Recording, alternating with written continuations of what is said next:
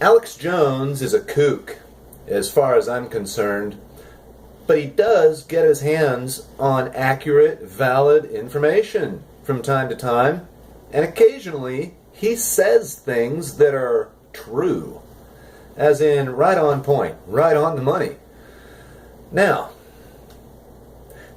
I just have some questions that I don't see anyone else asking except Alex Jones, and he doesn't ask them the same way I would ask them, so I'm going to ask them the way I ask them. What if you had control of the weather? What if, instead of using missiles and bombs, you could manipulate governments, make them bend to your will, because you had the ability to manipulate and control the weather, affecting their crop production, affecting their food production, affecting the ability of that country to feed its population, and creating a, disaster, a political or economic disaster. Why would you waste billions of dollars on hardware, or on manpower, or on fuel, or anything like that? Why wouldn't you just mess them up with a storm? What if you were a government interested in further control over your population, but you just got one teeny little problem? The people in your population tend to like guns. They tend to have guns. And you really can't control the population at all, very well at least, because, they got guns, and they got more guns than you've got. A lot more guns than you've got. What if you were that government and you wanted more control? What would you do? How would you go about gaining that control? Because remember, your population is not really happy with you, and they're pretty heavily armed. So you can't just outright just waltz in and slaughter people wholesale, at least, as has been done in history before. Just keep in mind, and this isn't a question, this is a statement of fact, that the total population of deaths in the last 100 years have not been committed by the hands of private citizens. They've been committed by governments. Okay? 70 million in China. 70 million people. And remember, it was Mao that said the political party has to control the guns, lest the guns control the party. Something along those lines, right? Stalin. 20 million people. All those historical figures that the left loves to worship and uphold and praise as, they were communists. They were evil. We get that. Sane people get that. Governments murder their own citizens at an astronomical rate. Astronomical rate.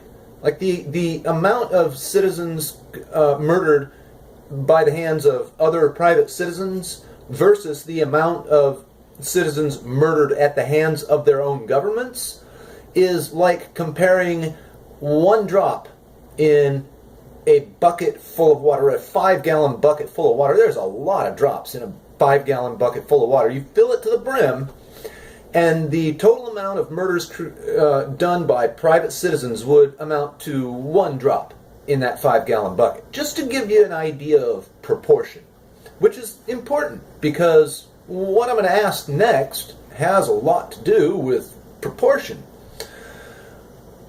You know that recently we've had these hurricanes, pretty horrendous ones too. Storms that are supposed to only happen like once in 500 years, I've heard. Now, I'm not a climatist, I'm not a Scientologist, I'm not a scientist, so I don't know. But it just seems to me that There are a lot of these storms lately, and they're more intense than they normally would be. So, what if government really could manipulate and create weather? Man-made storms. Man-made as in we made it. We didn't allow the climate to do its thing and it just poof came out with a storm. No. We, through use of technology, what if we, through the use of technology in the military-industrial complex, engaged in something called, let's just call it geoengineering. Oh, the big bad word in the scientific community. Well, all that conspiracy surrounding, HAARP, HAARP, other weather manipulation technologies and devices, all the conspiracy surrounding that is, it's interesting to me. So I'm asking, what if Hurricane Irma was man-made? What if it was deliberately created? Why would anyone do that? Why would a government go and create a hurricane of such magnitude and force that it prompts, let's say the governor of Virginia Islands to issue an executive order disarming people before the storm? Oh, man. Isn't that a heavy thought? I mean, that's almost like playing God, if you ask me. And I don't believe in such a thing as God, but you get the idea. So I just want to run this idea by you. What do you think? No, my name's not Alex Jones. No, I don't particularly like the guy. I listen to some of his stuff sometimes when I'm feeling, in the mood for some entertainment. Pretty much. But you know what? I'm beginning to have an inkling in the pit of my gut that tells me something is not right with these storms. These are not natural storms. I don't think they're natural storms. I think they're induced storms. I think they're man-made storms. And furthermore, I know this is crazy, just absolutely Alex Jones level crazy, really. I think the military-industrial complex receives billions in federal funding and in other types of funding to research geoengineering, to come up with things like HAARP, which I mentioned a moment ago, and that it is for the purpose of disarming the United States. Because obviously, you can't just declare martial law over this country and have the National Guard march in and just start confiscating everybody's weapons. Pretty soon you're not going to have a government, which I wouldn't mind, personally. But you know what I mean. It would be chaos. It wouldn't be possible for a government to pull that off. It just wouldn't be possible. Now, I don't know how Mao did it. I'm not sure how Stalin did it. I have a feeling it had to do with, various political groups being created for the purpose of fomenting, civil violence. Kind of like Antifa, those so-called anti-fascists who are actually real, genuine fascists. I'm pretty sure there were those types of groups in just about every one of these historically documented cases of governments mass murdering their own citizens. And these groups usually consisted of people who were willing and able to engage in violence for a political agenda. And combine that with the fact that Hitler also targeted the educated first. Doctors, professors, possibly lawyers that weren't in his government, but you get the idea. Private citizens with high degrees of education. One of the ways he was able to identify them, of course, was reading glasses. And so you hear a lot of stories coming out of that time period in history where people with reading glasses were targeted for execution. People had to hide their glasses, pretend they couldn't read. Things like this. Oh, this also happened in the Soviet Union under Stalin and Lenin. Oh, in fact, it also happened under Mao. Oh, it even happened under Pol Pot.